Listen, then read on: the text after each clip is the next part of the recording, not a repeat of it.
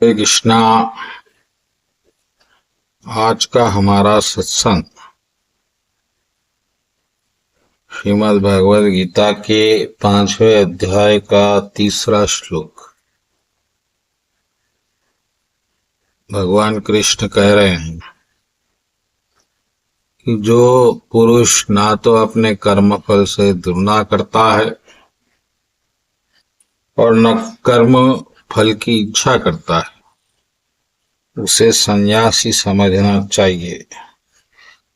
ऐसा व्यक्ति सभी द्वंद्वों से रहित होकर भवबंधन को पार कर पूर्णतया मुक्त हो जाता है। इसी बात पर आज की हमारी सत्संग होगी कि भगवान कृष्ण क्या कहना चाह रहे हैं मुक्त पुरुषों के लिए। और मुक्त पुरुष कौन है? हम और आप अभी भवबंधन में है, लेकिन मुक्त हो सकते हैं। मुक्त पुरुष ने कोई जंगल में भटकने वाला या आश्रम में रहने वाला, सिर मुंडाने वाला या बड़े तिलक करने वाला नहीं है। मुक्त पुरुष हम और आप है। हम सबको मुक्त होना है और ये मुक्त होने के लिए गीता ने भगवान ने कही है। तो भगवान अब उसका सूत्र बता रहे हैं और सूत्र भी बड़ा विचित्र है।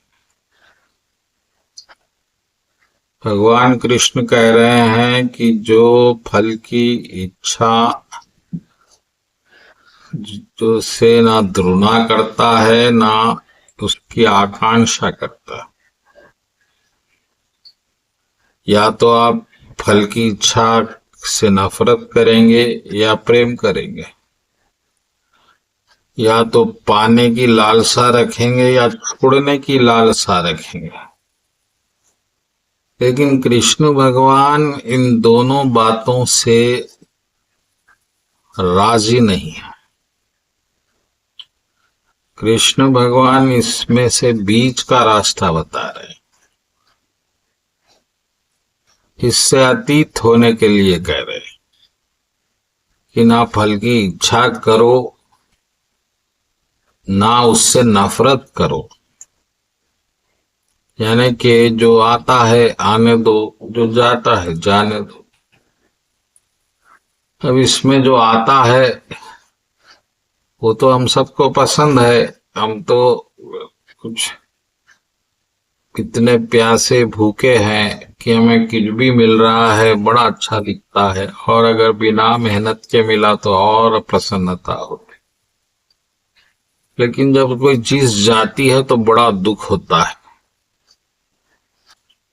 लेकिन भगवान कह रहे हैं कि वो ना तो कुछ पाने के वक्त हर्षित होता है और खोने के वक्त दुखी होता है।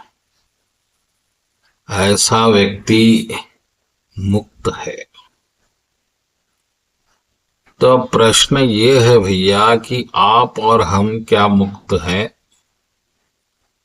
और हैं तो कितने हैं, और नहीं है तो क्यों नहीं है? तो हम और आप साधारणतः मुक्त नहीं है, क्योंकि अभी भी हमें कोई चीज हमसे दूर हो जाए तो दुख होता है। और ये दुख प्रमाण है कि आप मुनि नहीं हैं। और ये दुख क्यों होता है? क्योंकि हम उस वस्तु को अपनी मान चुके थे, अपने हृदय में उतार चुके थे। लेकिन जब आपको ज्ञान होता है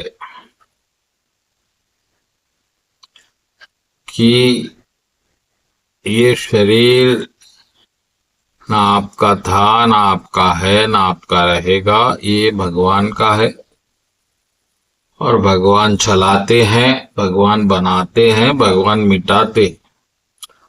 भगवान ही आपको कोई वस्तु देते भी हैं और फिर लेते भी हैं। ऐसा ज्ञान होने के बाद फिर जब आप कोई वस्तु को पाएंगे तो आप उसे प्रसाद मानेंगे, और जो चीज आपसे छीन ली जाएगी भगवान के द्वारा, काल के द्वारा, तो उसे आप प्रभु की इच्छा मानकर अपने आप को सांत्वना देंगे, अपने मन को समझाएंगे कि दुखी होने की आवश्यकता नहीं है। इस बात का ज्ञान इस श्लोक में दिया गया। वही मुनि है।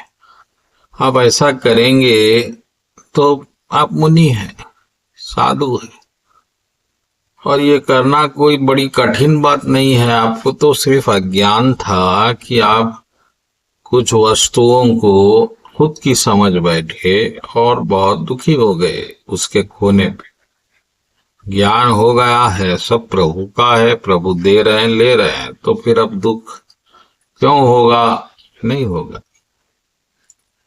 तो इस तरह के ज्ञान से बड़े से बड़ा दुख भी क्यों ना हो, आप मन को समझा सकते हैं और दुख से मुक्ति पा सकते हैं। वरना छोटी से छोटी चीज भी जब आपसे दूर होगी तो आप बड़े से बड़ा दुख उठाएंगे। यही है इस श्लोक का रहस्य। बोलो कृष्ण कन्हैया लाल जी की जय।